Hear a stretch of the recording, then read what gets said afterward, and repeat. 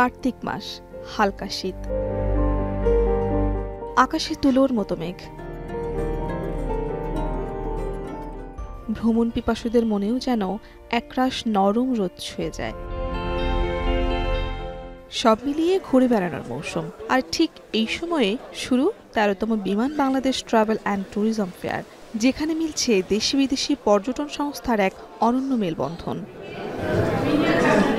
শুক্রবার সকালে ভ্রমণপ্রেমী শামীম আহমেদ এসেছেন পর্যটন মেলায়। কথায় আছে, ভ্রমণ মানে মনকে নতুন করে দেখা। তার মতো অনেকেই খুঁজে ফিরছেন নতুন কিছু দেখার ঠিকানা।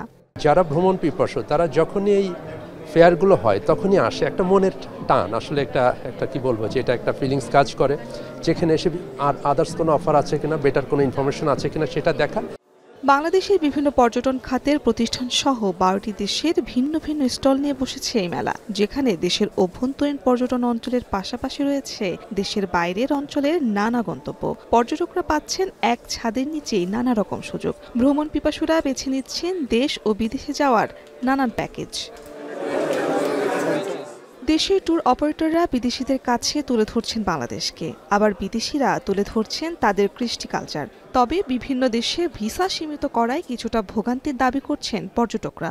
গত বছর জুলাইয়ের ঘটনা হলো, তারপরে শুনলাম যে ভিসার দুয়ার খুলে যাচ্ছে অনেক, কিন্তু দেখলাম যে আরও এটা কঠিন হয়ে যাচ্ছে। এয়ার টিকিটিং নিয়ে একটি প্রতিবন্ধকতা, সবাই হচ্ছে যেভাবে খুব সহজেই কম দামে বিমান টিকিট এখন পাওয়া যাচ্ছে না, খুব রেয়ার। আপনারা একটা ভিজিট করেন সবে বাংলাদেশি লোককে, আমি এটা একটা রিকোয়েস্ট করি।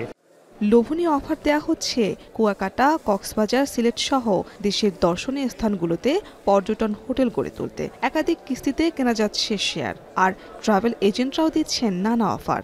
বছরের অন্য সময়টাতে যেহেতু আমরা ওভাবে করে অফার সার্ভ করতে পারি না, কিন্তু ফেয়ারে এসে স্পট বুকিং দিলে লাইফ টাইমের জন্য একটা অ্যাসেট প্রপার্টি পারচেস করতে পারছে। কক্সবাজার কোলাদিতে আপনি ৮ লক্ষ টাকা বিনিয়োগ করতে পারেন, আর যেমন কুয়াকাটাতে আমাদের ৬ লক্ষ টাকা বিনিয়োগ করতে পারবেন সর্বনিম্ন। তারপরে আপনি বিভিন্ন ক্যাটাগরি আছে, বিভিন্ন প্যাকেজ আছে, এখানে আপনার যার ইচ্ছা অনুযায়ী আপনি ইনভেস্ট করতে পারেন। আয়োজকরা বলছেন, আগামী দিনগুলোতে দেশের অর্থনীতিতে নতুন মাত্রা যুক্ত করার সম্ভাবনার দৌড়ে রয়েছে দেশের পর্যটন খাত। বাংলাদেশ সহ সারা বিশ্বেই এখন ভ্রমণ পিয়াসীদের আনাগোনা আগের চেয়ে বেড়েছে। মানুষ আকৃষ্ট হয় বিভিন্ন দেশে বিদেশে ঘুরে বেড়ানো, দেশের ভিতরে ঘুরে বেড়ানো।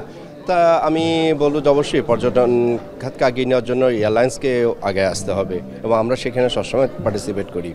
৩ দিনের এই মেলার পর্যটন সংস্থাগুলো দিচ্ছে বিভিন্ন প্যাকেজে ১০ থেকে ৫০% পর্যন্ত ছাড়। আগামী শনিবার পর্যন্ত সকাল ১০টা থেকে রাত ৮টা পর্যন্ত চলবে এই মেলা।